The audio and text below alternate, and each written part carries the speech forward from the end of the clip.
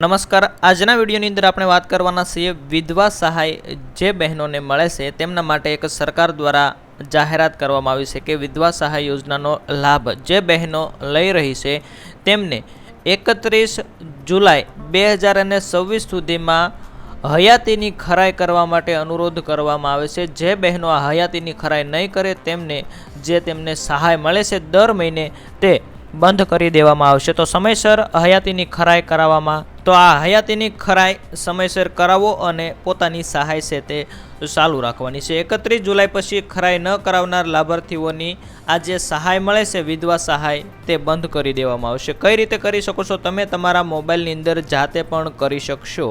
તો વિધવા સહાય મળે છે તો આ વિડીયો તમારા માટે ખાસ ઉપયોગી થવાનો છે। દોસ્તો વિડીયો નાનો એવો છે, વિડીયો જોઈ લેજો જેથી તમે તમારા ઘરે પણ આ છે હયાતીની ખરાઈ કરી શકશો। 31 જુલાઈ 2026 સુધીમાં હયાતીની ખરાઈ ફરજિયાત કરવી છે।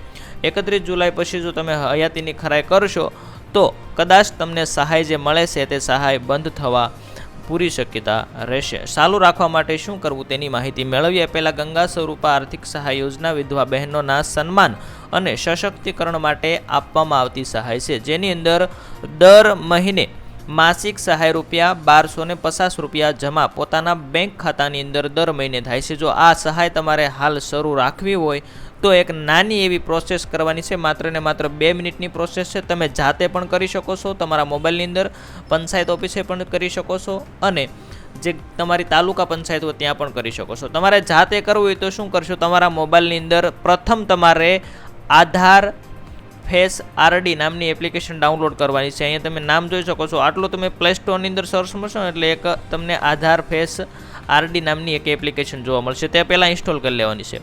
ત્યાર પછી શું કરવાનું છે, મેન આપણી એપ્લિકેશન તો કે બેનિફિશિયરી સત્યાપન એપ ડાઉનલોડ કરવાનું રહેશે। આ બેનિફિશિયરી સત્યાપન એપ્લિકેશન ડાઉનલોડ કરશો તેની અંદર તમે મિત્રો અથવા બહેનો હોય તો તમે મિત્રો કોઈ બહેનોનું કેવાયસી કરતા હોય અથવા તો બેનિફિશિયરી કરતા હોય તો આ એપ્લિકેશન ઓપન કરશો એટલે તેમનો એક ચહેરો સ્કેન કરવાનો આવશે। તે ચહેરો સ્કેન કરશો એટલે તેમનું હયાતીની ખરાઈ થઈ જશે। માત્ર ને માત્ર શું જાણવાનું છે સરકારને તો કે આ વ્યક્તિ હાલમાં હાજર છે કે નહીં તેટલી માહિતી મેળવવા માટે કરવાનું છે।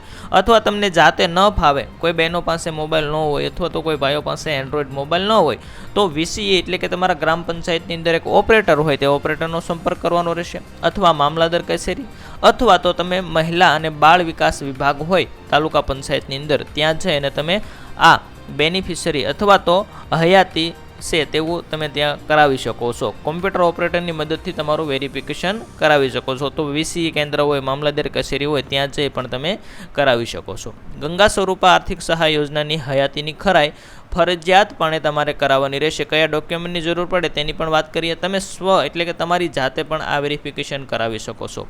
અને તમારે જો હયાતીની ખરાઈ કરવા માટે પંચાયત ઓફિસ અથવા તો તાલુકા પંચાયતે જવું હોય તો તમારી પાસે એક આધાર કાર્ડ હોવો જોઈએ।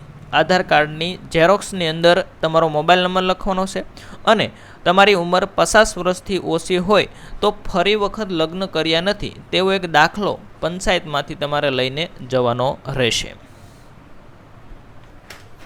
અને દોસ્તો વધારે તમારે આ યોજના વિશે તમારે જે કેવાયસી કરવાની છે અથવા તો તમારું જે ફેસ ઓથેન્ટિફિકેટ કરવાનું છે તેના વિશે તમારે માહિતી જોઈતી હોય તો 31 જુલાઈ પહેલાં તમારે હયાતીની ખરાઈ કરવા માટે તમારી નજીકની પંચાયત ઓફિસનો સંપર્ક કરવાનો રહેશે। ત્યાં જઈ પણ તમે કરી શકશો અને તમારા મોબાઈલની અંદર પણ તમે આ તમારું જે ફેસ ઓથેન્ટિફિકેશન છે એપ્લિકેશન દ્વારા તમે હયાતીની ખરાઈ કરી શકશો। તો આવી યોજનાઓની માહિતી માટે ખાસ કરીને અમારી ચેનલ હસમુખ MCS વાળાને સબસ્ક્રાઈબ કરી આપજો।